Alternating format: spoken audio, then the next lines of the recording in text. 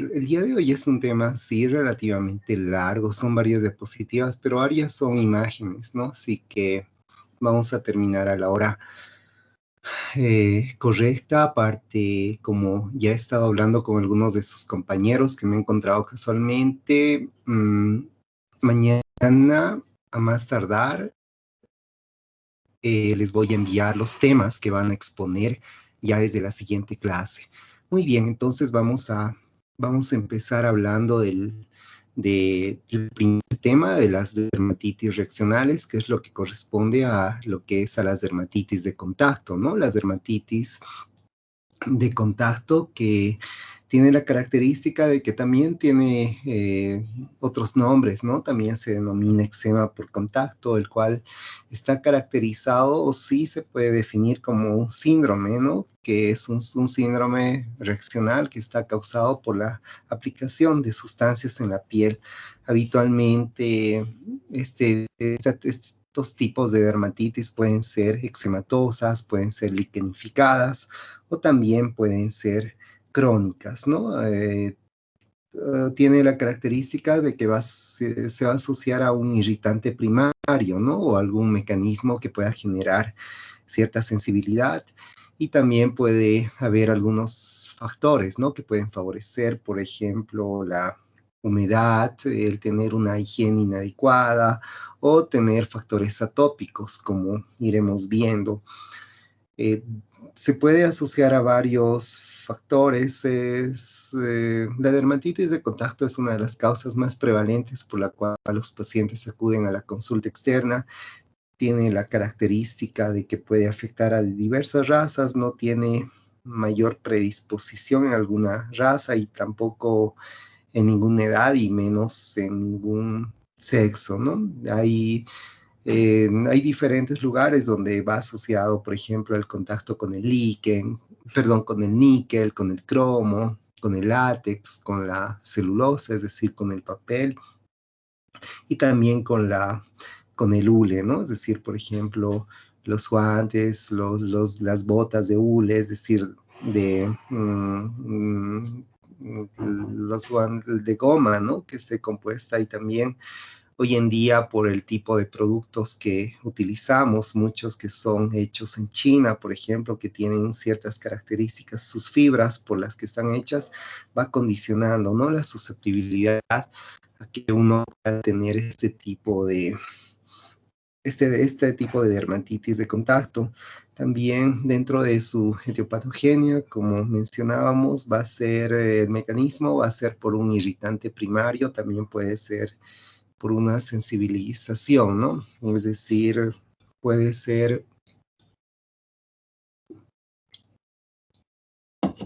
puede ser producido por varios factores. Por ejemplo, en ciertas situaciones, como vemos en esa imagen, puede ser producida por el contacto con la luz, es decir, puede ser fototóxica o puede ser fotoalérgica, ¿no? Inmediatamente va a haber un mecanismo de contacto.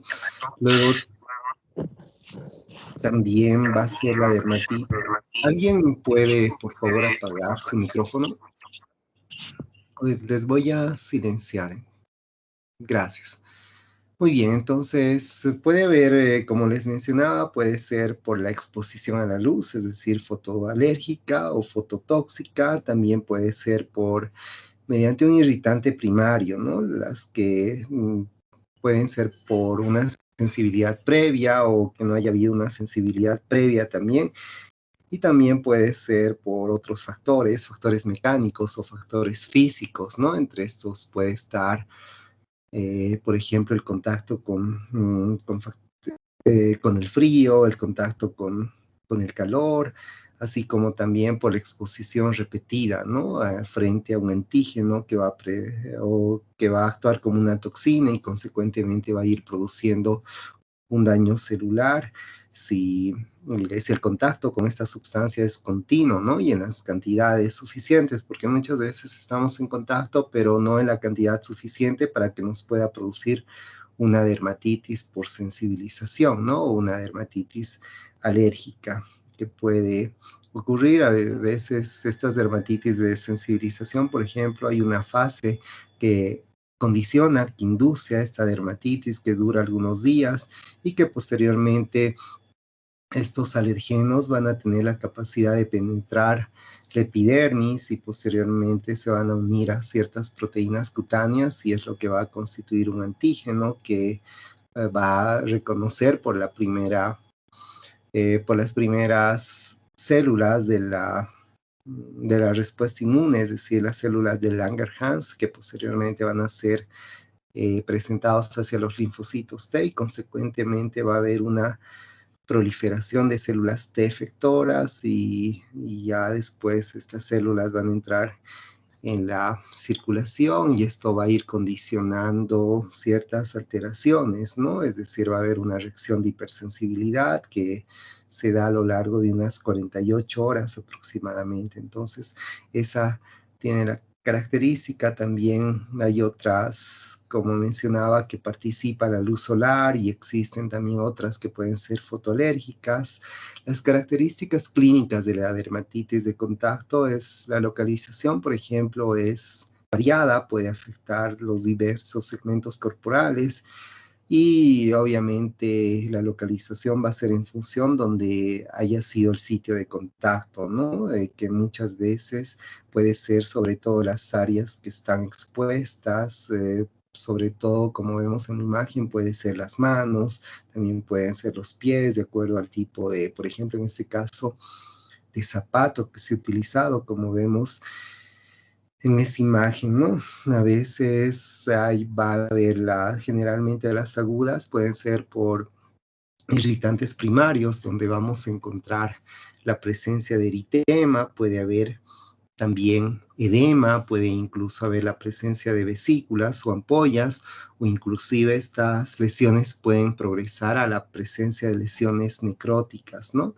Dentro de la sintomatología que puede presentar el paciente es que va a presentar prurito o también puede presentar la sensación de, bueno, de ardor o incluso puede tener la sensación de quemadura, ¿no? Que es característico también esta imagen que vemos aquí arriba, se denomina una imagen de piel llorosa, ¿no? Tiene ese aspecto por la presencia del eritema, que es bueno, es una dermatitis aguda, ¿no? La presencia del eritema, la presencia del edema, y en ciertas situaciones puede haber posteriormente la presencia de costras mielicéricas, ¿no?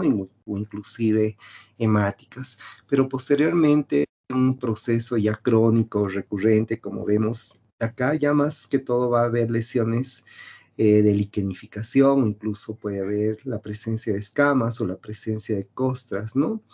Estas dermatitis crónicas muchas veces se localizan, por ejemplo, en las plantas de los pies y puede estar relacionado con, de acuerdo a la gente, ¿no? Que puede producir, algunos pueden ser condicionados incluso por algunos vegetales, otros pueden estar relacionados con el tipo de zapatos, de material sintético que se utiliza, ¿no? Que a veces nos puede hacer confundir como si se tratara de una tiña de los pies.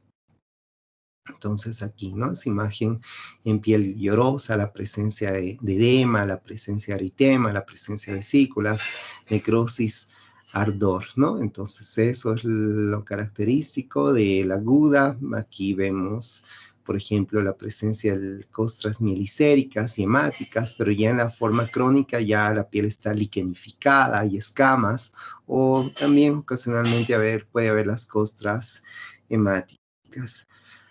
También, bueno, las IDES, se denomina las IDES a lesiones que son a distancia, ¿no? De las dermatitis originales. Generalmente están localizadas en las partes expuestas, ¿no? Tienden a ser bilaterales y también van a ser simétricas. Generalmente estas IDES están compuestas por lesiones papulares y también lesiones vesiculares, ¿no? También, bueno, esta es la dermatitis plantar que he mencionado, o el eczema de un antepié que está relacionado con el tipo de zapato y el tipo sintético, que muchos zapatos son de materiales sintéticos y que puede producir descamación y nos puede hacer confundir con las tiñas, ¿no? Con las tiñas de los pies. Las dermatitis fototóxicas generalmente están localizadas, como vemos en esa imagen, en la V del escote, ¿no? Es decir, y también las partes que están expuestas a la luz solar, es decir, los antebrazos, los brazos, el dorso de las manos, y en las mujeres en las partes expuestas, ¿no? De las piernas.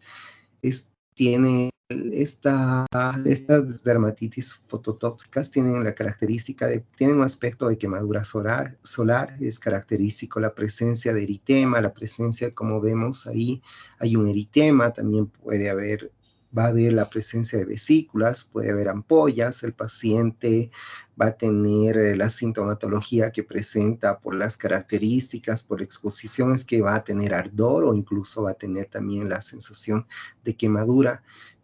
Ocasionalmente este tipo de dermatitis fototóxicas van a dejar una secuela, ¿no? Ocasionalmente va a producir cierta hiperpigmentación.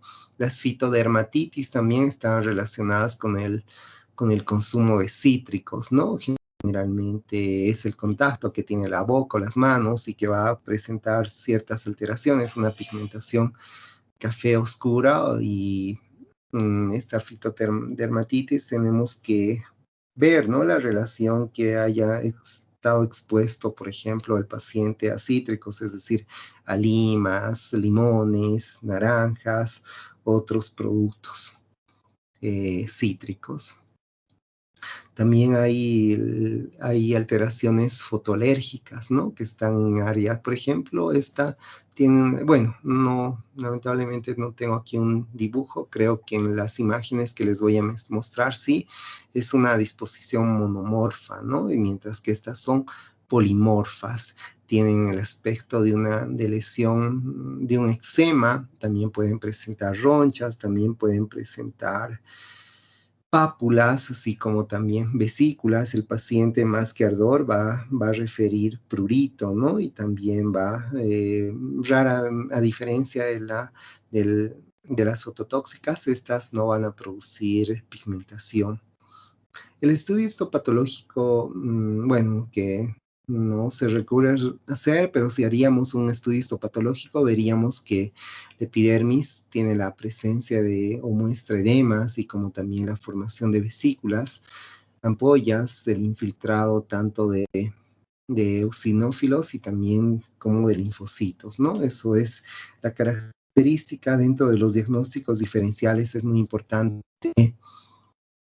ver, como vemos en la imagen de arriba, hacer diagnóstico diferencial con dermatitis atópicas, la del medio, una dermatitis seborreica, las disidrosis, las tiñas de los pies, la psoriasis plantar, la penúltima imagen, y la de al lado, la pitiriasis rosada, ¿no? Entonces, en el diagnóstico será importante hacer una historia clínica adecuada, ver algunas características, es decir, el sexo, la edad, la profesión también será muy importante, el tipo de trabajo que realizan, las condiciones de higiene, el antecedente del paciente que pueda tener psoriasis o atopia, o también el contacto, ¿no? Que los pacientes, por ejemplo, puedan tener con algunos objetos como las llaves, como el tipo de vestimenta que utiliza, o el tipo o el contacto con algunos productos químicos, como la crema de lustrar, como también los barnices o algunos remedios caseros o algunos medicamentos que puedan estar utilizando, ¿no? Por tanto, será muy importante ver el tipo de productos el tipo de contacto, ¿no? También hay otro tipo de dermatitis que pueden ser aerotransportadas, es decir, que están relacionadas con algunos vegetales, ¿no? Que pueden producir. Existen también cierto contacto que puede estar relacionado con los guantes de látex, aunque es menos frecuente. A veces es muy importante utilizar, como vemos en esa imagen, los estudios, las las pruebas de fotoparche que pueden permitir, es decir, colocando una región donde la epidermis es más gruesa, que en este caso viene a ser el dorso de la espalda, podemos poner el probable material que esté desencadenando y a las 48 horas se produce su lectura, ¿no? Para ver las características. Entonces, en los laboratorios no son los estudios de laboratorio no son tan importantes, sino las pruebas de parche, ¿no? Que esto va a permitir o va a poner de manifiesto en sí la presencia de la alergia al contacto que puede, al colocar el producto sospechoso, ¿no? Que, como les mencionaba, en 48 horas podemos ver las características. Dentro del tratamiento es múltiple, obviamente tenemos que quitar la probable sustancia que esté desencadenando esta dermatitis de contacto en ciertas situaciones. Por ejemplo, ante los pacientes que tienen la susceptibilidad al látex, a los guantes de látex, pues tendremos que utilizar inicialmente guantes de algodón para evitar ese contacto, ¿no? Con el caucho también tener cuidado con el tipo de detergentes, el tipo de jaboncillos que utilizamos. Entonces, y también tenemos que hacer algunas otras medidas, ¿no? Por ejemplo, hacer fomentos fríos, podemos utilizar algunas soluciones, hay soluciones de Durow que también se pueden colocar, o algunas pomadas muy similares a las pomadas que se utilizan en las dermatitis del pañal, ¿no? Es decir, que tienen en su concentración el óxido de zinc que podemos utilizar, o el talco en ciertas situaciones, o podemos utilizar también cuando esa piel ya es liquenificada o hay datos de una dermatitis crónica, utilizar algunas cremas que sean lubricantes, sobre todo en las lesiones liquenificadas, ¿no? En los procesos crónicos. También tenemos que evitar, como hemos visto, las fototóxicas, las fotoalérgicas, el contacto, ¿no? Tener cuidado con la exposición al sol, y en ciertas situaciones podemos utilizar corticoides tópicos por un tiempo limitado, porque como sabemos los corticoides tópicos pueden producir eh, atrofia, ¿no? Los corticoides, inclusive tópicos, tienen sus efectos colaterales, pueden producir atrofia de la piel. Entonces son esas alternativas, y también los antihistamínicos que podrían, que podrían ayudar. Eso entonces respecto a las dermatitis de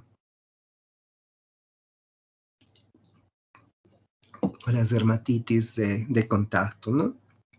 Bueno, hablando ahora de un cuadro que es una de las causas más frecuentes por la cual los niños van a consulta, bueno, por lo cual las mamás llevan a lactantes menores o mayores a la consulta externa en dermatología o en atención primaria, ¿no? Son las dermatitis de la zona del pañal, que también en otros lugares se denomina dermatitis amoniacal, o también se denomina eritema glúteo infantil, ¿no? Las características de estas dermatitis que es un proceso inflamatorio, ¿no? Que va a comprometer, como vemos en esa imagen, el área del pañal. Es más frecuente en los niños pequeños, ¿no? Es decir, lactantes que utilizan pañal, y también las áreas en la cual va a comprometer, sobre todo va a ser el área de los genitales, de las nalgas, y también de las partes circundantes, ¿no? A estas regiones. Está caracterizado inicialmente por la presencia de eritema, puede haber exulceraciones, puede haber la presencia de escamas, ocasionalmente puede haber también vesículas, puede generar la presencia de costras, así como también liquenificación, y bueno, también va a condicionar ardor y prurito, ¿no? Que van a presentar estos, estos niños. Hay múltiples factores que van condicionando, sobre todo la humedad, el incremento de la temperatura local, también la interacción, ¿no? Que va a tener la orina con las heces, los malos hábitos higiénicos, y también hay Hay ciertos factores que condicionan la proliferación, sobre todo de la Candida albicans, o incluso puede haber la proliferación bacteriana.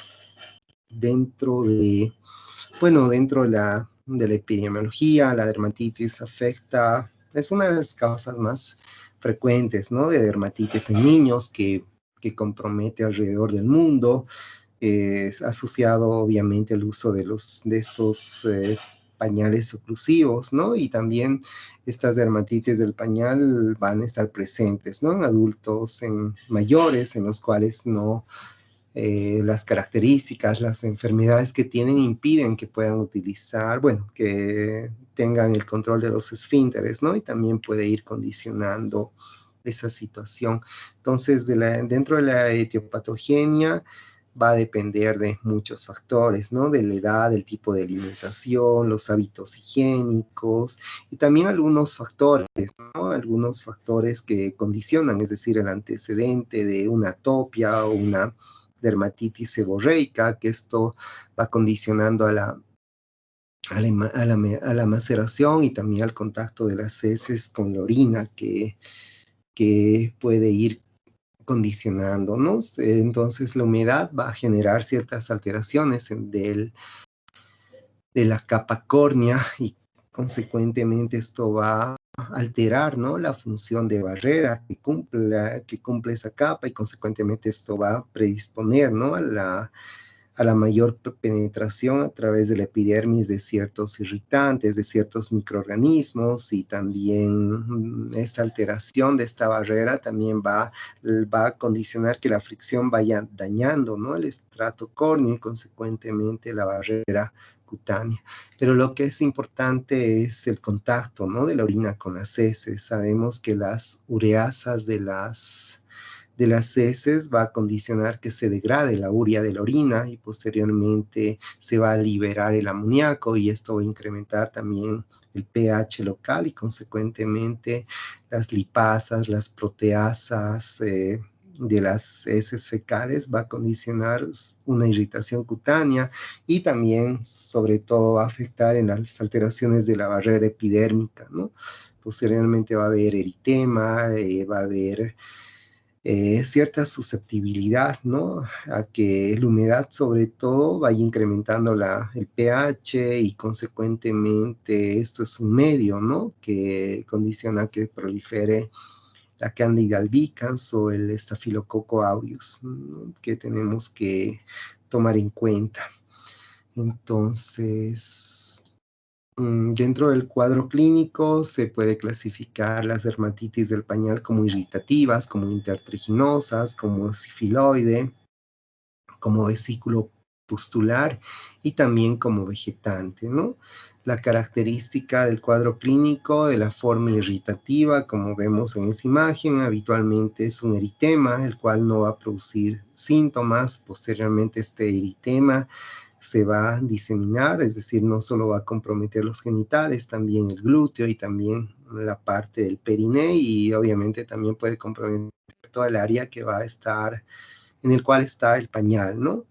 Y posteriormente va a producir una maceración que va a ser dolorosa. Esta maceración va a ir condicionando las lesiones erosivas, también ulceraciones, incluso liquenificación, en el cual puede haber ardor, puede haber también prurito, ¿no? Y bueno, ese tipo puede tornarse incluso de forma crónica.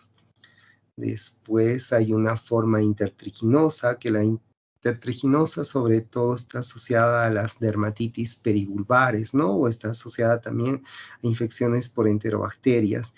Inicialmente esta forma intertriginosa va a iniciar a nivel de van a nivel de los orificios, ¿no? Tenemos que ver por eso el antecedente de infecciones de vías digestivas, infecciones vulvares o infecciones urinarias. También, bueno, esa imagen de la derecha sobre todo corresponde, bueno, esta intertriginosa generalmente está, como les mencionaba, bueno, los pliegues en los orificios que he descrito. Esta dermatitis, como vemos en la característica, es una dermatitis eritematosa, ¿no? También se denomina dermatitis roja, la cual sobre todo está relacionado, ¿no? Con el contacto con el pañal, o también está relacionado con algunos tipos de detergentes que podemos utilizar, ¿no? O también incluso puede estar condicionado por las cintas del pañal, que va a generar estas lesiones, ¿no? Estas lesiones papulares, lesiones eritematosas, que pueden ser erosionadas y que en ciertas situaciones va a dar lugar a lo que es la dermatitis sifiloide de Sevestre Jacket, ¿no? Que es esta, ¿no? En la cual hay pápulas eritematosas, erosionadas, que están relacionadas con higiene deficiente, ¿no? Bueno, es raro, pero es una variedad, que es una de las más marcadas, ¿no? Miren las opciones que van presentando. Es importante también que no es frecuente, que la dermatitis pañal puede implicar. Una de las complicaciones puede ser el impétigo, ¿no? Ya hemos descrito el impétigo, en la cual, como vemos en la región glútea de esa imagen, hay la presencia de pústulas, puede haber ostras milicérias también. Esto asociado, ¿no? A infecciones por estafilococos, pero también puede haber ostras mielicéricas, ampollas, lesiones circinadas relacionadas con estreptococos, ¿no? Con estreptocopiógenes, y ocasionalmente también puede haber lesiones vesículo-pustulares, así como también pueden estar asociados a infecciones por cándida, ¿no? En el cual va a haber la piel va a estar más eritematosa o macerada, y también va a comprometer, como vemos esa imagen, la región de los pliegues. Generalmente sí, ahí tenemos que pensar en que son candidiasis del pañal, ciertas situaciones también, sobre todo esto, ¿no? El impétigo y la candidiosis, a veces se puede formar el granuloma glúteo también, que es muy raro. Dentro de los diagnósticos diferenciales que debemos hacer son con las dermatitis seborreicas, también podemos hacer con la psoriasis, podemos hacer con las candidiasis, con las sifilides, así como también podemos hacer con las amebiasis, ¿no? Que son raras. Dentro del tratamiento, obviamente hay factores que condicionan, por tanto tenemos que ver la posibilidad, sobre todo en estos climas, considerar el uso de pañales de tela o de clima adecuado. Si están en casa los niños, los lactantes, menores o mayores, tenemos que tenerlos descubierto, ¿no? Entonces, esto constantemente va a evitar la humedad, y también, también considerar el uso frecuente, ¿no? De los pañales, ver las características. Hoy en día hay pañales de dudosa procedencia, también va que por tratar de ahorrar un poquito condiciona estas dermatitis, ¿no? Entonces, eso sobre todo tenemos que utilizar algunas sustancias como el óxido de zinc, que es parte de muchos antiescaldantes, ¿no? Que conocemos en el mercado. Entonces, es una alternativa. También, ocasionalmente podríamos utilizar, en vez de jabón, podríamos utilizar otro tipo de cremas emolientes, ¿no? También los baños de asiento, podemos utilizar también en ciertas situaciones podemos utilizar dosis bajas, ¿no? Bueno, periodos cortos con hidrocortisona, es decir, tópica, los baños de vinagre, los baños con aceite de almendra. En el caso de que haya una candidiasis, sí podemos utilizar nistatina, ¿no? En crema dérmica. Luego vamos a hablar de las dermatitis seborreicas, que las dermatitis seborreicas también es una de las causas por lo que los pacientes pueden acudir a la consulta externa, ¿no? Tiene algunos nombres más, en nuestro medio lo conocemos con dermatitis seborreica, ¿no? Pero en otros lados también lo conocen como tiriasis seca, o también lo conocen como seborreico, ¿no? Entonces, esta dermatitis seborreica es una dermatosis eritematoescamosa, la cual va a tener un patrón de progresión crónico, va a tener periodos de exacerbación, es decir, es recurrente, puede afectar tanto a niños como adultos, puede tener diversas localizaciones, es decir, en la piel cabelluda, puede comprometer la cara, las regiones externales, también puede comprometer las regiones interescapulares y así como también los pliegues, ¿no? No ha sido determinada la causa, pero está relacionado a procesos infecciosos, podría estar relacionado a la malacesia saprophytus o también a factores hormonales, factores ambientales o inclusive factores emocionales que podrían estar relacionados con esta entidad. Bueno, dentro de su epidemiología abarca todas las razas, todas las regiones, ¿no? Es un tanto más prevalente en varones, adultos que en mujeres. Dentro de la etiopatogenia, es importante mencionar que la piel de un recién nacido tiene la característica de ser oleosa, ¿no? En las áreas seborreicas, porque en los niños pequeños hay una hiperplasia de las glándulas sebáceas por los factores hormonales, ¿no? Durante la vida fetal que la madre. Después no hay otros factores que se han podido determinar. Inicialmente estas dermatitis seborreicas en niños pequeños va a haber ciertas alteraciones, ¿no? En la secreción sebácea que condiciona que la piel se torne grasosa y también genere tenga un aspecto eritematoso y también la presencia de descamación. En niños sobre todo hay lesiones que van a manejar ciertas lesiones ¿no?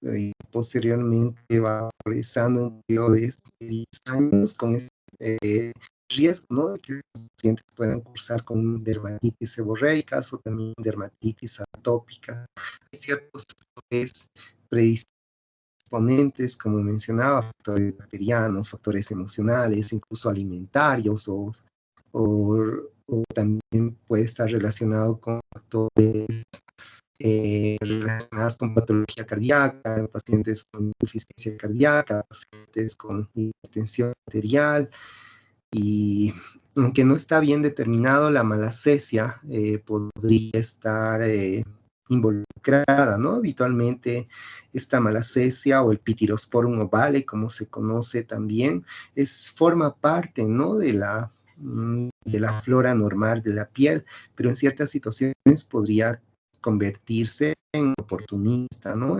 Podría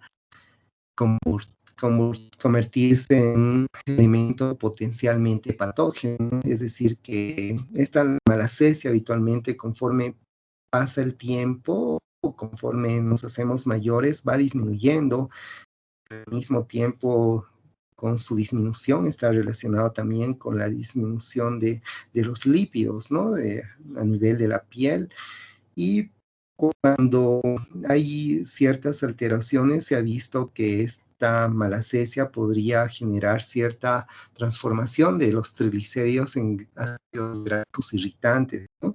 Lo cual condicionaría, ¿no? La descamación de la piel y favorecería la alcalinización también de la misma. Entonces, dentro de los cuadros clínicos podemos ver que hay ciertas alteraciones, ¿no? Uno de los cuadros clínicos iniciales va a ser la costra de leche, que generalmente es un recién nacido, es un niño que no tiene más de 3 meses de vida. Generalmente esta costra de leche está condicionada por una hiperplasia de las glándulas sebáceas, las cuales pueden comprometer no solo la piel cabelluda, también puede comprometer a nivel centrofacial, a nivel de la parte media del pecho también. Entonces, esta costra de leche, también las dermatitis seborreicas, ¿no? También se denomina eczema seborreico infantil, que también se puede manifestar, obviamente, esa es una imagen de un adulto, ¿no? Pero estas dermatitis seborreicas ya pueden estar presentes en la tercera, cuarta semana, va a afectar la piel cabelluda, va a afectar las cejas, las pestañas a nivel retroauricular, el ala nasal también, a nivel del cuello, a nivel de la región genital, puede estar comprometido, ¿no? Es decir, ahí como vemos esa imagen, hay la presencia de eritema y las escamas, ¿no? Que las escamas pueden ser una coloración blanco-amarillentas, pueden ser adherentes y van a generar en su sintomatología, no siempre da síntomas, ocasionalmente puede producir un prurito leve. También hay otra variedad que es la pseudotinia amiantaceae de Alibert, que esta se presenta en niños habitualmente, compromete la piel cabelluda, va a haber la presencia de escamas, la presencia o lesiones escamocostrosas, como vemos en esa imagen, gruesas y estratificadas, ¿no? Que van a tornarse de una coloración entre blanquecino y grisáceo, ¿no? Que habitualmente cuando se desprenden va a tener un aspecto de humedad. El eritroderma, también hay otra entidad que no es frecuente, pues generalmente está asociado a un síndrome, es un síndrome de herencia autosómico recesivo, ¿no? Que tiene alteraciones dermatológicas, que es esta eritrodermia descamativa o la enfermedad de Leiner-Mussos, la cual también se presenta a temprana edad, se presenta de forma súbita, generalmente se ve más en niños, ¿no? Que están alimentados con el seno materno y también se ha visto algunos casos familiares, ¿no?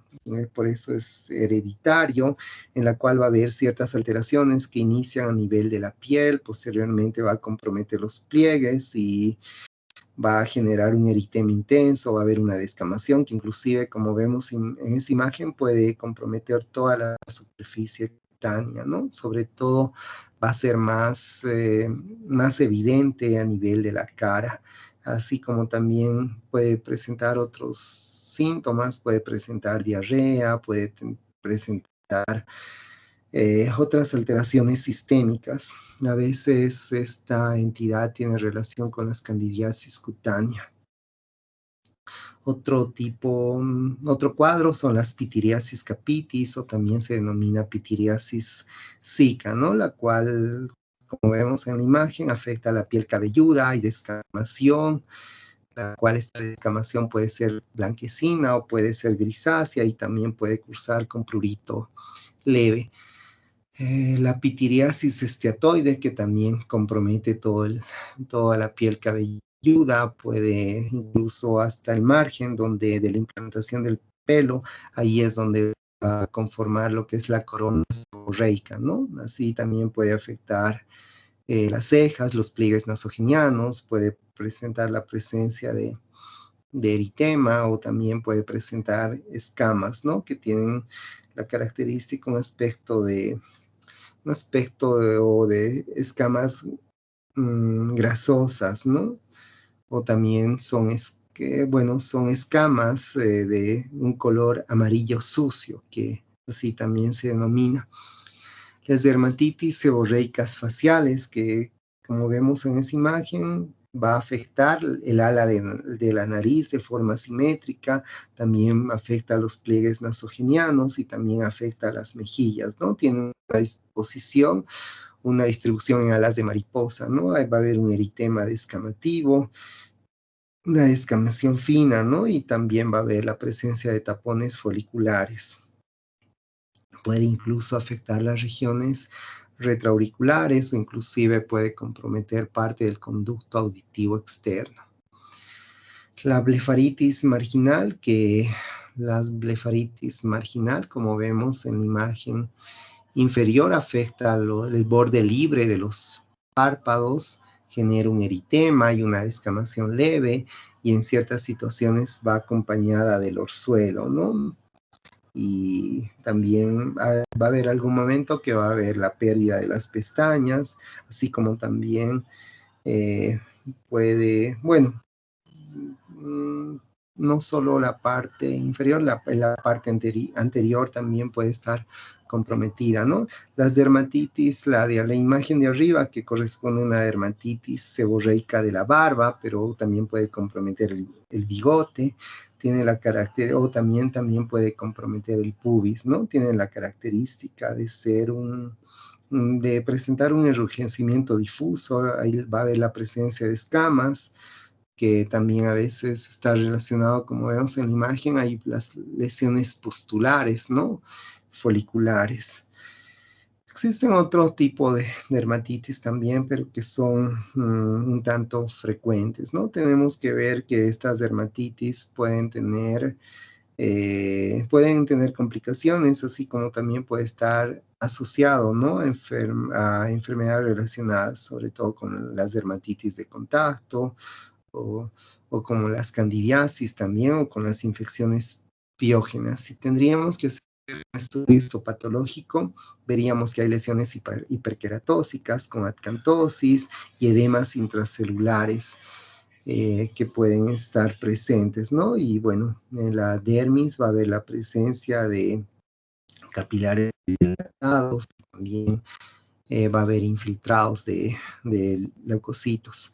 Dentro de los datos de laboratorio, sí, en ciertas situaciones podríamos hacer biopsia, pero habitualmente es útil hacer la dermatoscopía, ¿no? Que nos puede orientar, por ejemplo, a distinguir o a diferenciar de una psoriasis, que en la psoriasis, por ejemplo, hubiera la presencia de puntos rojos, mientras que en las dermatitis seborreicas tendría la disposición de los vasos, tendría un aspecto de vasos arborizantes, ¿no? Y típicos, es la característica. También podemos identificar la malacesia que tanto se está asociando, el Pityrosporum ovale, ¿no? Que se puede identificar en examen directo con tinta Parker. Dentro de los diagnósticos diferenciales están las dermatitis atópicas, la tiña de la cabeza, las candidiasis, la dermatitis atópica, como ya pronto, en unos minutos veremos, va a comprometer la región de los pliegues en flexión, las tiñas de la cabeza, las candidiasis, la psoriasis, el lupus eritematoso, la pitiriasis rosada, con la cual podemos hacer diagnóstico diferencial. Dentro del tratamiento, sobre todo en personas adultas, no hay un tratamiento, no hay una curación permanente, ¿no? Se debe utilizar jabones que no sean muy alcalinos, tenemos que evitar utilizar fármacos que no sean necesarios, podemos utilizar hidrocortisona, ¿no? La hidrocortisona por periodos breves de tiempo, ¿no? También podemos utilizar champú con ácido salicílico, podemos utilizar también cremas, podemos utilizar el ketoconazol, podemos utilizar el ketoconazol en crema o en champú. Eso sobre todo, ¿no? En niños podemos utilizar cremas, ¿no? Hay cremas de yodo hidroxicloroquina que podemos utilizar, también podemos utilizar el peróxido de benzoilo y también algunos ungüentos, ¿no? Y también obviamente tener que evitar, ¿no? La exposición a la luz ultravioleta. Sobre todo, en niños pequeños tenemos que tener cuidado. Ahora hablando de un cuadro que sí es también un cuadro frecuente, ¿no? Las dermatitis atópicas, que generalmente se presentan en la infancia, pueden tener periodos de exacerbación, a veces también pueden estar relacionados a lo que es la marcha atópica, ¿no? Es decir, la relación con los antecedentes familiares de asma, los antecedentes de rinitis o los antecedentes de dermatitis atópica, ¿no? Es un cuadro que sí se ve con bastante frecuencia, es considerada una dermatosis reactiva, la cual puede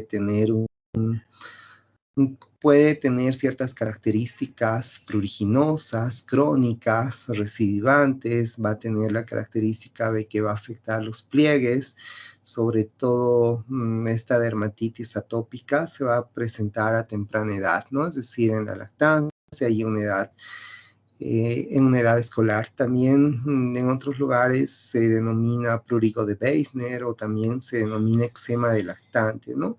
Tiene la característica, bueno, su etiología es multifactorial, tiene estas dermatitis de por sí, tienen periodos agudos, ¿no? Y posteriormente se pueden tornar crónicos, generalmente pueden tener periodos que después de la lactancia va a desaparecer posteriormente y en edad escolar se puede exacerbar, ¿no? Y en la adulta es extremadamente raro. Puede afectar a toda la población mundial, sí es más frecuente, como les mencionaba, en niños dentro de su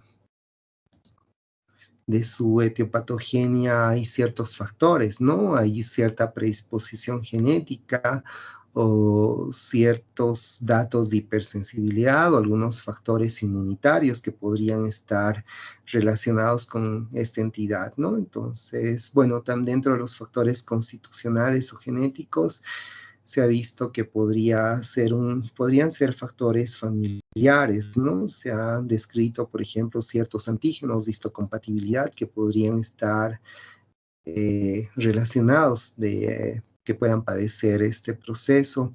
También los procesos inmunitarios, ¿no? Se ha visto alta concentración de la inmunoglobulina E que condicionaría, ¿no? A que esta entidad sí tiene un factor atópico. También hay factores neurovegetativos en los cuales se ha demostrado, por ejemplo, ciertas alteraciones, ¿no? Por ejemplo, cuando utilizamos un instrumento ROMO, va a generar una respuesta del tejido, así como también hay ciertos factores metabólicos que podría estar relacionado con ciertas alteraciones, cierto déficit de algunos minerales, también factores psicológicos, es decir, madres sobreprotectoras o ciertas alteraciones en los niños. Son niños muy inteligentes, en ciertas situaciones. Algunos son hiperactivos, otros pueden ser aprensivos o ya en la edad escolar algunos que pueden tener tendencia a la depresión o también a la autoagresión, ¿no? Que podrían presentar también dentro de su etiopatogenia, está relacionado con alteraciones en la barrera cutánea, es decir, esto va condicionando, ¿no? Cierta alteración en la síntesis de algunas proteínas que condicionan que hay una alteración en la barrera cutánea, específicamente en el estrato córneo, que permitiría, por ejemplo, la pérdida de agua y también el ingreso de ciertas toxinas ambientales. Eso sobre todo y obviamente también relacionado con los cambios de temperatura. Por ejemplo, un niño con dermatitis atópica no debe estar mucho tiempo en el agua y agua debe ser agua tibia, no debe ser agua caliente. También el uso de telas sintéticas, el tipo de detergentes, el uso también de algunos alimentos que podrían estar relacionados. Y bueno, eso de la marcha tópica, hay que indagar el antecedente de rinitis alérgica, de asma, que va, que va en relación, ¿no? Dentro del cuadro clínico hay tres fases inmunológicas: la fase de lactante, esta fase que, como vemos en esa imagen, aunque no se ve bien, va a iniciar en la cara inicialmente, posteriormente, que más que todo va a comprometer las mejillas, respeta, ¿no? El triángulo de la cara. Va a tener la característica de ser a ver, vamos a ver si, sí, va a haber la presencia, como mencionaba, respecto al triángulo, va a haber la presencia de eritema, va a haber la presencia de pápulas, puede haber la presencia de costras hemáticas, incluso puede comprometer la piel cabelluda y a nivel retroauricular. La fase escolar, que puede ser entre los 4 y 14 años, eh, habitualmente va a comprometer los pliegues en flexión, como vemos en esa imagen, sobre todo de los codos y también del cuello, del hueco popliteo, también de las muñecas, también de los párpados y de la región perioral, ¿no? Tiene la característica de estar constituido por placas eczematosas o placas liquenificadas también. y también puede presentar dermatitis plantar, puede haber eritema, puede haber descamación, puede comprometer también los pulpejos, el dorso de los dedos, el prurito sí va a ser intenso, ¿no? Es algo característico. Y bueno, puede generar irritabilidad, cierta dificultad para conciliar el sueño. Ya la fase del adulto es muy raro, se puede dar entre los 15 a 23 años, pero también, como vemos en esa imagen, no es un joven de 23 años, es un adulto mayor, puede estar presente, ¿no? Habitualmente también compromete superficies de flexión, puede comprometer el cuello, el dorso de las manos, el área de los genitales, está constituido por placas, ¿no? Son placas de liquenificación o eczema. Histopatológicamente, bueno, es una dermatitis espongiforme, hay infiltrados inflamatorios, tenemos que el riesgo que conlleva estas dermatitis son el riesgo de tener infecciones bacterianas sobreagregadas o la dermatitis de contacto, ¿no? Por el tipo de fármacos que utilizamos. Todavía es útil los criterios de Hanifin y Rafka, ¿no? Está compuesto por criterios mayores y criterios mayores, de los cuales deberían cumplirse 3 criterios mayores y 3 menores eh, o más para decir que es una dermatitis atópica, ¿no? Los mayores el prurito, la distribución, el carácter crónico, la historia personal, los criterios mayores, la cerosis, la ictiosis, la reactivación cutánea, los incrementos de la IgE, edad precoz, las tendencias a infecciones cutáneas, a dermatitis inespecíficas, el eczema del pezón, la quilitis o boquera, la conjuntivitis recidivante, el queratocono, la catarata, las ojeras, la palidez facial, la pitiriasis alba, la intolerancia a la lana, o los ciertos factores ambientales, el dermografismo blanco que ya mencioné. Todo eso es muy importante, ¿no? Tenemos que hacer el diagnóstico diferencial, podemos hacer con las dermatitis seborreicas, como ya hemos descrito, o las dermatitis de contacto, ¿no? Principalmente, también puede estar relacionado con otros trastornos, pero principalmente aquello. Entonces, en el tratamiento tenemos que ver algunas características, es decir, modificar, hay factores emocionales que repercuten, por tanto, tenemos que trabajar en la parte emocional, en valorar todo lo que es el entorno familiar, ver incluso apoyo psicológico, el uso de antihistamínicos que puede ser el tipo, hay que evitar ropa de lana, y de preferencia ropa de algodón, evitar utilizar agua tibia, podemos utilizar agua de vegeto, los antihistamínicos que pueden prevenir, ¿no? Podemos utilizar de acuerdo a la edad. Niños menores de 2 años habitualmente no es adecuado utilizar dentro de los antihistamínicos. Acá tenemos la clorfeniramina, pero también en otros lados hay la difenhidramina que se puede utilizar. Y los corticoides, ¿no? Habitualmente es lo que más se utiliza, los corticoides, que por la mejoría que es más pronta, ¿no? Pero tendríamos que tener cuidado el tipo de uso, si vamos a utilizar de forma tópica, utilizar corticoides de baja potencia, como la hidrocortisona, y por un periodo corto de tiempo, ¿no? En ciertas situaciones se ha recurrido a utilizar inmunomoduladores, como la cetoprina también, o como el micofenolato o la ciclosporina, pero tienen efectos colaterales, ¿no? Los fármacos que he descrito, ustedes ya lo han visto, por ejemplo, en reumatología, los efectos colaterales que pueden tener. Entonces, es raro recurrir a estos fármacos.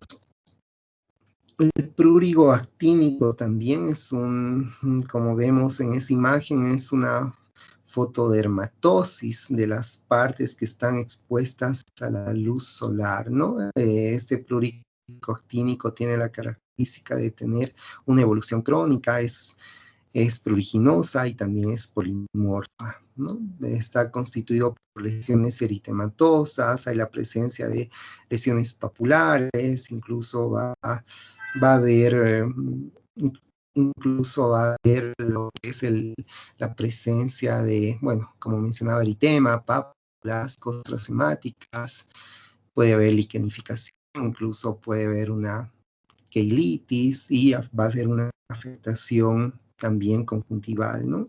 Entonces, sobre todo, va a comprometer todas las áreas que están expuestas a la luz solar.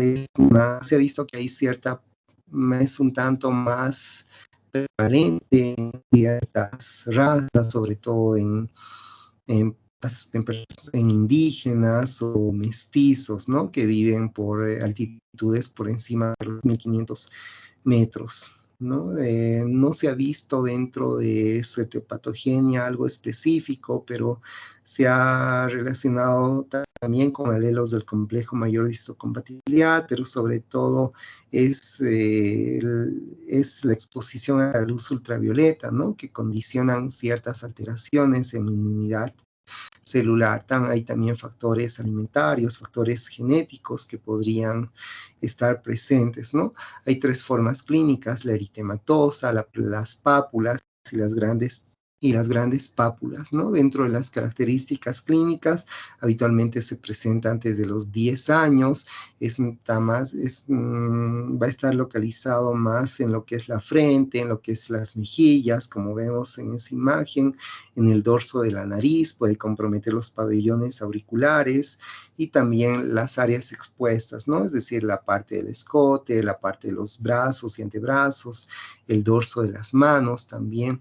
Y en sus características clínicas está constituido, ¿no? Por la presencia de eritema, las pápulas costrosas, hemáticas, puede haber áreas de liquenificación, puede posteriormente dar el aspecto de un eczema, va a haber hiperpigmentación, puede generar la presencia de cicatrices como secuela, el prurito intenso, la fotofobia también, la congestión conjuntival y la pingüécula, ¿no? Que es un estadio previo a lo que es el terigio, ¿no? Es esa membrana que va a comprometer la conjuntiva ocular. Dentro de las complicaciones puede dar lugar a una dermatitis de contacto, el impétigo, el corticoestropeo por el contacto, ¿no? Con corticoides. En el estudio histopatológico va a haber lesiones hiperkeratóxicas y paraqueratóxicas.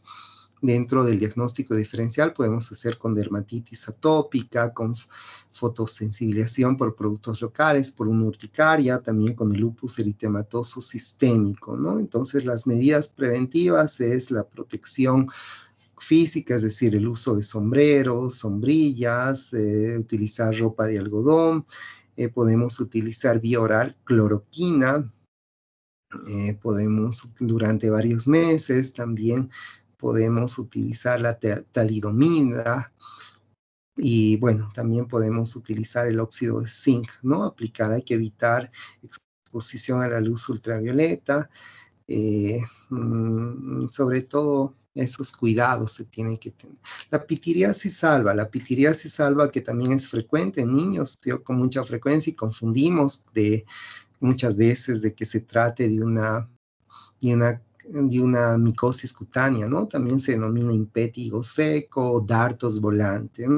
Yo cuando empezaba mis prácticas la conocía como dartos volante. Es un proceso crónico que no presenta sintomatología, muy frecuente en escolares. Está constituida por manchas hipocrómicas que generan una fina descamación en la cara, ¿no?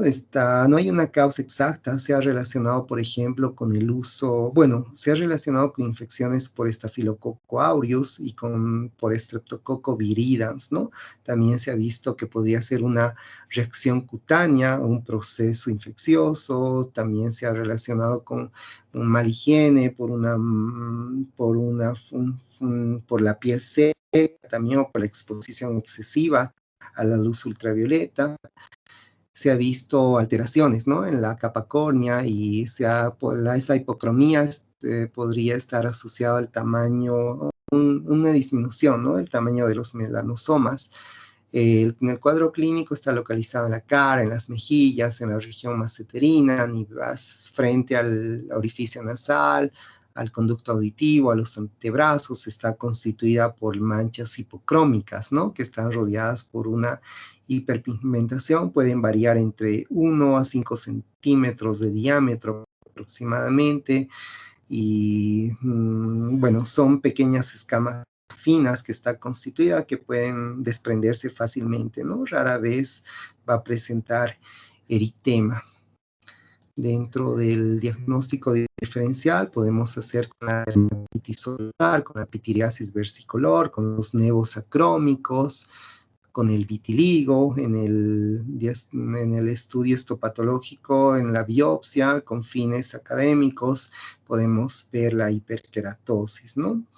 Eso es lo que tenemos que tener cuidado. El tratamiento, no hay un tratamiento específico, ¿no? Sí se recomienda el lavado con agua y jabón y la aplicación, ¿no? De la crema de hidroxicloroquinoleína, ¿no? Que hace rato hidroxicloroquina mencioné.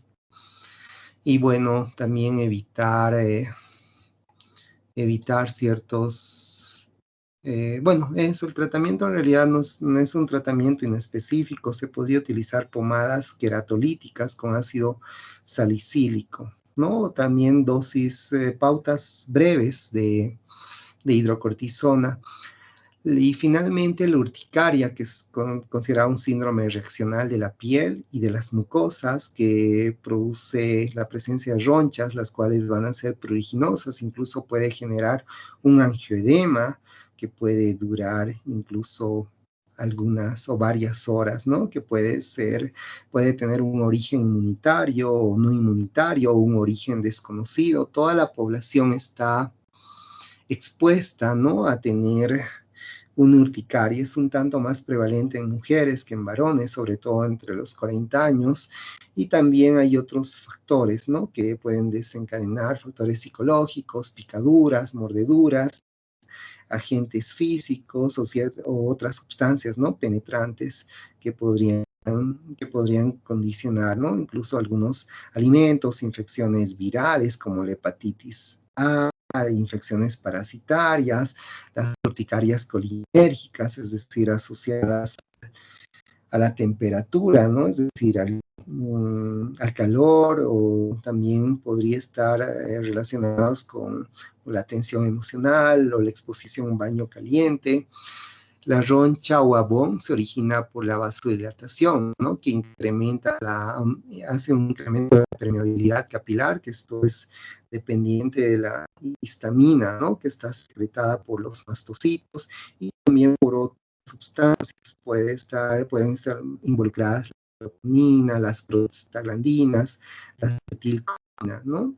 Que esto va a condicionar también una atracción de eosinófilos que podrían intervenir, ¿no? Sobre todo en los cuadros clínicos.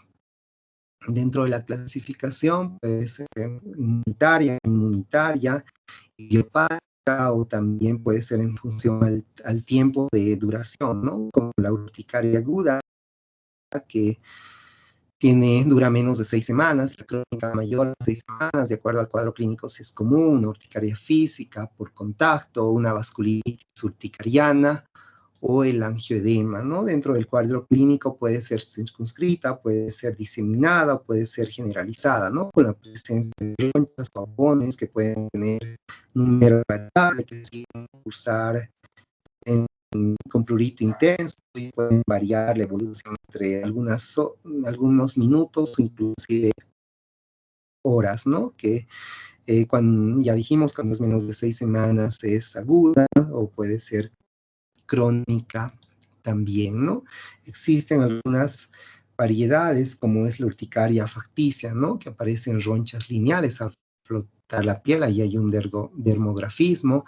El edema angioneurótico, que afecta la cara, compromete sobre todo los párpados, los labios, condiciona una disfunción respiratoria, o alteraciones gastrointestinales también.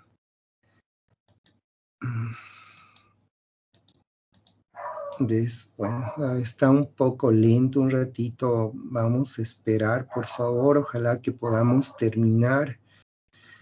Bueno, tenemos que hacer diagnósticos diferenciales, por ejemplo, con con las picaduras que producen los insectos, podemos hacer diagnósticos diferenciales con el eritema,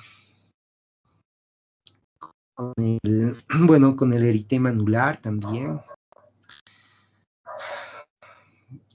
Creo que voy a ver, vamos a esperar un ratito, está muy lento. A ver, voy a intentar compartir pantalla.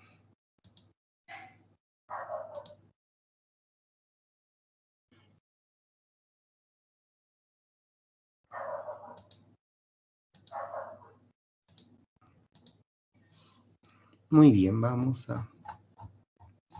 para que no quede pendiente el tema, vamos a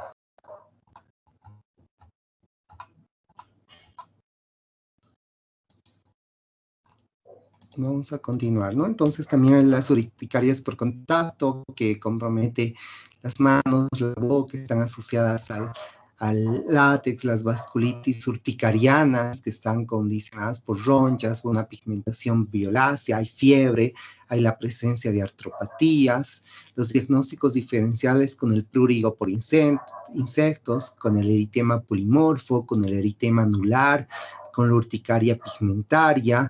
Histopatológicamente va a haber alteraciones como vasodilatación, edema, infiltrados de polimorfonucleares con eosinófilos.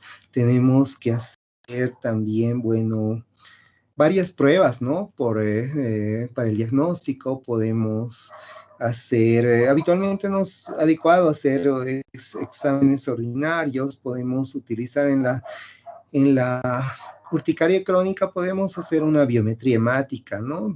Hacer un exudado faríngeo, ver las hormonas tiroideas, tenemos que suspender los fármacos que pueden estar condicionando, también hacer anticuerpos antinucleares, algo que siempre escuchaba. Yo tenía una enfermera que tiene lupus y me decía, cuando yo veía pacientes con prurito, me decía, doctor, le ha pedido anticuerpos antinucleares, puede ser lupus, y también he visto en pacientes con hipotiroidismo, con urticaria, que no mejoraban, era hipotiroidismo, ¿no? Es decir, tenemos que buscar la causa que esté condicionando, ¿no?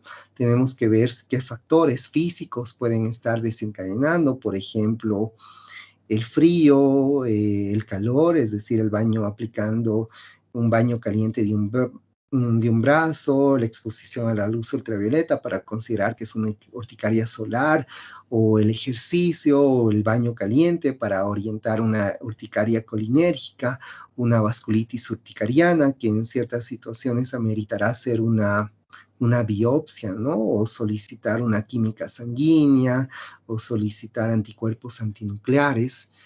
Por ejemplo, entonces la anamnesis es muy importante, la biometría hemática, el examen de orina, el coproparasitológico también, que será muy importante, ¿no? Del tratamiento tendremos que utilizar antihistamínicos, podremos utilizar también corticoides, ¿no? Dentro de los antihistamínicos tenemos que sobre todo interrumpir el uso de algunos fármacos. Por ejemplo, si el paciente está utilizando aspirineta, tenemos que ver la posibilidad de utilizar antihistamínicos que bloqueen los receptores H1, H2, podemos utilizar la difenhidramina, el ketotifeno, podemos utilizar el cromoglicato también de sodio, la loratadina o la cetiricina, ¿no? Entonces, los H1 tenemos que, bueno, con la nueva generación de antihistamínicos, pues evitamos el efecto, ¿no? De los anteriores, como la clorfeniramina, que producía sedación, que incrementaba la presión arterial, el uso de dosis, la loratadina, por ejemplo, la cetiricina, basta dar una dosis al día con una buena eficacia. Esas son las primeras líneas de tratamiento. Alternativamente, podemos utilizar también corticoides, ¿no? Por un corto periodo de tiempo, sobre todo cuando hay el riesgo de angioedema, ¿no? Eh, Sobre todo, bueno, en ciertas situaciones, obviamente, si es una urticaria una urticaria física, tenemos que considerar, pues, evitar, ¿no? Esas sustancias que pueden estar condicionando. Muy bien, voy a llamar la lista bueno, estas imágenes yo creo que ya no va a dar el tiempo para para ver, pero la siguiente clase o tal vez antes del examen podamos revisar.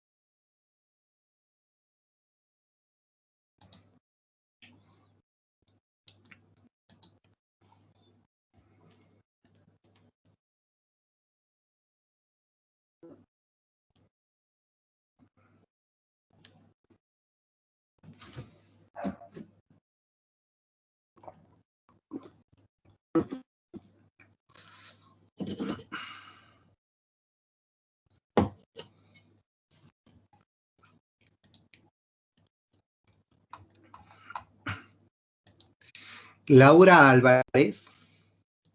Presente, doctor. Gracias, Laura. Belén Andrade. Presente, doctor. Buenas noches. Gracias, Belén. Buenas noches. Celia Angulo. Presente, doctor. Gracias, Celia. Marcel Arias. Presente, doctor. Gracias, Marcel. Bariña Arázola. Presente, doctor. Buenas noches. Gracias, Bariña. Micaela Bustamante. Brandon Bustamante. Presente, doctor. Gracias, Brandon. Anthony Chávez. Presente, doctor. Gracias, Anthony. Melanie Claros. Presente, doctor. Gracias, Melanie. Frank Cordero. Presente, doctor. Gracias, Frank. Paola Corrales. Presente, doctor. Gracias, Paola. Cristian Cosío. Presente, doctor. Gracias, Cristian. Glenda Cuadros. Presente, doctor. Buenas Gracias, noches. Glenda. Buenas noches. Mijail Espinosa. Johanny Fernández. Buenas noches, doctor. Presente. Buenas noches, Johanny. Gracias. Dayana García. Presente, doctor. Gracias, Dayana. Kelly Guarayo. Mauricio Laguna. Presente, doctor. Gracias, Mauricio. Luis Lara. Presente, doctor. Gracias, Luis. Gabriela León. Presente, doctor. Gracias, Gabriela. Karen López. Dayana Lozano. Presente, doctor. Buenas noches. Gracias, Dayana. Buenas noches. Andrea Machicado. Presente, doctor. Gracias, Andrea. Dayana Mamani. Presente, doctor. Gracias, Dayana. Melissa Mercado. Buenas noches. Presente, doctor. Buenas noches, Melissa. Gracias. Hugo Miranda. Presente, doctor. Buenas noches. Gracias, Hugo. Buenas noches. Alejandro Osorio. Rubí Paco. Stephanie Prado. Evelyn Rocha. Presente, doctor. Gracias, Evelyn. Lucía Rojas. Presente, doctor. Buenas noches. Gracias, Lucía. Buenas noches. Michelle Santa Cruz. Presente, doctor. Gracias, Michelle. Eduardo Silva. Presente, doctor. Buenas noches. Gracias, Anthony. Buenas noches. Andrea Soria. Presente, doctor. Buenas noches. Gracias, Andrea. Buenas noches. Belén Tarqui. Presente, doctor. Buenas noches. Gracias, Belén. Buenas noches. Jennifer Talla.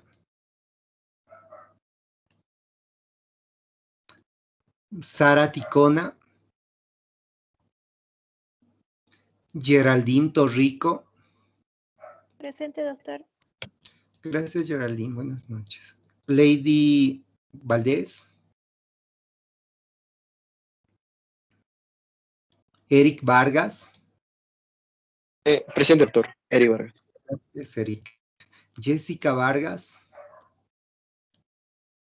Presente, doctor. Gracias, Jessica. Rodrigo Vargas. Rosemary Velarde. Presente, doctor. Gracias, Rosemary. Ángel Vidal.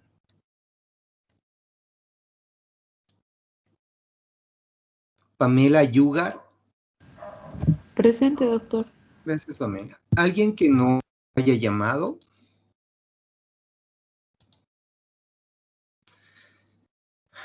Muy bien.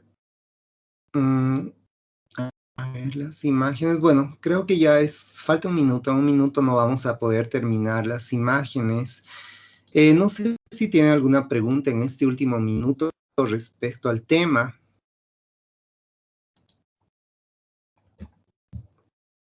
Muy bien. De todos modos, si del tiempo vamos a hacer un tema un poco largo. He tenido dificultad con mi conexión, pero si da el tiempo en alguno de los temas que sean más cortos, vamos a revisar y tal vez vamos a hacer algunos casos clínicos. De todos modos, vean las imágenes, que probablemente entre esas imágenes son algunos casos clínicos que podrían entrar. Porque este tema es muy frecuente, ¿no? Para el tratamiento casi de todas estas dermatitis reaccionales es muy similar. Muy bien, entonces estén pendientes. Creo que Stephanie Prado y Anthony, no sé si me mandaron fueron los primeros que mandaron los grupos, ¿no? Para si me pudieran mandar al WhatsApp también de dermatología para que no tenga la confusión, para que les designe el tema que van a exponer. Muy bien, si no hay nada más que decir, nos vemos la siguiente semana. Buenas noches, queridos alumnos. Doctor,